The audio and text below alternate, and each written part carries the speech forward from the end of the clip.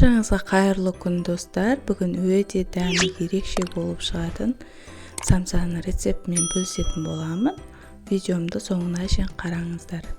Алдымен електен өткен дайын ұнымызды осылай майымызды теркадан өткізіп қосатын боламыз. Қандай май болса да бола береді. Менде татарский май, шедрелета болса да болады, жай майлар болса да болады, разница жоқ. Барлығын осылай теркадан өткізіп аламыз. Дәл осы мен видеомдағыдай жасасаңыздар, самсаларыңыз өте дәмді әрі керемет болып шығады. Песочный қамыр болып шығады. Қамырымыз өте күшті болып шығады.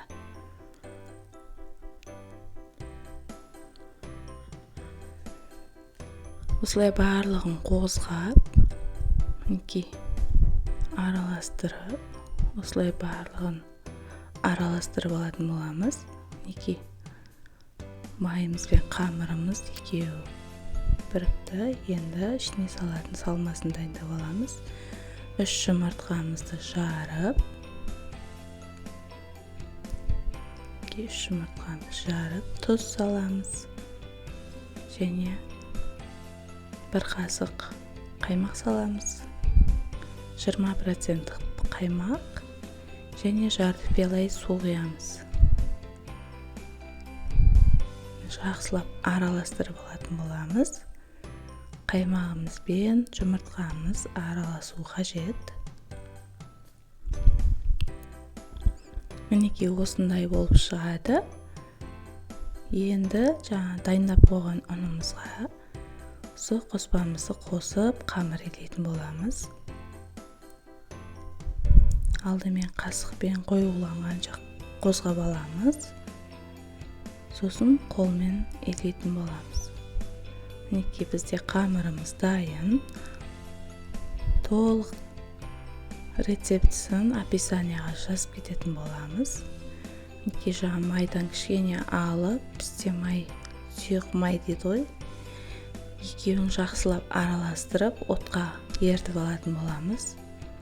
Мінекей холодильниктен шыққан қамырымызды 2 бөлікке бөліп, жартысын қайтадан холодильникке салып қоятын боламыз. 1 бөлігін жаямыз қазір. Мінекей осылай холодильникке қайтадан салып қоямыз. Қамырымызды алдымен басып шығамыз. Сосын барып оқтаудың көмегімен еттің қамырындай қылып жаятын боламыз. Мінекей осылай.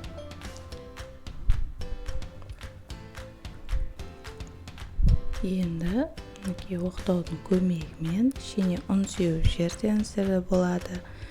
Жабысып жатса, ішіне ұннан сеуіп, оқтаудың 2 шетінен басып, қамырымызды бір келге етіп, еттің қамырындай етіп жайып алатын боламыз. Біздің балалар өте жақсы көреді осы самсаны. Сіздер де балаларыңызға тез обедке жасап берсеңіздер болады.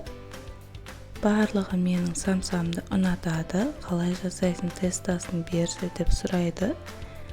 Сіздер де осы менің рецептім бойынша тура осылай жасасаңыздар, сіздердің самсаларыңызда осылай шығатын болады. Мінекей қамырымыз дәл еттің қамырындай болып жайылды. Енді ертіп қойған майымызды жағып шығатын боламыз. Кесичканың көмегімен жақсылап барлығын жағып алатын боламыз. Жақсылап бәрін жағып болған соң орап шығатын боламыз. Мінекей осылай орап шығамыз біз. Осылай жіңішке етіп орап аламыз. Енді келесі жағына және майымызды құйып колмен жаксаңыздар да болады. Кистичка жок болса, кистичкамен жактым және 10-15 минут холодильникке коюп коятын боламыз. 10 минут өтем дегенше ішіндегі салмасын дайындаймыз. Фарш, пияз, тұзымызды қосып, бұрышымызды қосып, кішкене картошка қосып жіберсеңіздер де болады. Біздің үйдегілер картошка қосқанды жақсы көреді. Сол үшін мен картошка қостым, сіздер қоспасаңыздар да болады. Достар, мен каналыма тіркелмеген болсаңыздар, тіркеліп, қоңыраушаны басып кетсеңіздер болады. Мінекей қамырымыз дайын болып қалыпты. Енді осыны бөлшектерге бөліп шығамыз. Мінекей көзін өлшемімен осылай барлығын бірдей етіп бөліп алатын боламыз.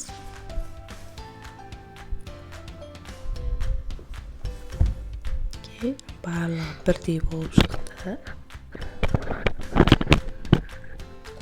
Енді осыны былай басатын боламыз. Осылайынан бассаңыздар, қамырлы самсаларыңыз қатпарлы самса болып шығады. Жайып шығамыз енді. Жұқа емес, қалың емес, орташа етіп жайып аламыз. Кішкене жабысып жатса, кішкене ұн сеуіп жерсеңіздер болады. Жайып шықтық бәрін, енді салмасын салып, ішіне қатты етіп басып шығамыз. Ашылып кетпеуі қажет.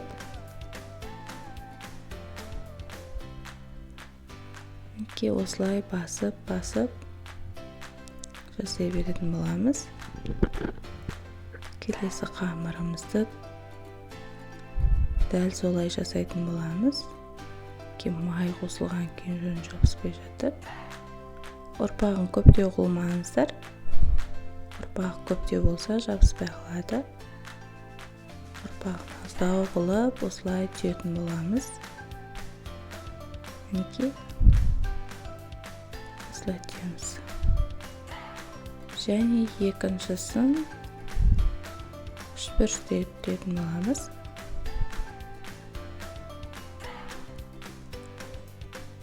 Үшбұрыштай түйеміз. Былай гүл қылып жасасаңыздар да болады. Өздеріңіз қалауыңызша қалай түйем десеңіздер де, қалай түйсеңіздер де самсаларыңыз шашыраңқы өте күшті болып шығады. Жеген кезде аузыңызда еріп кететін болады.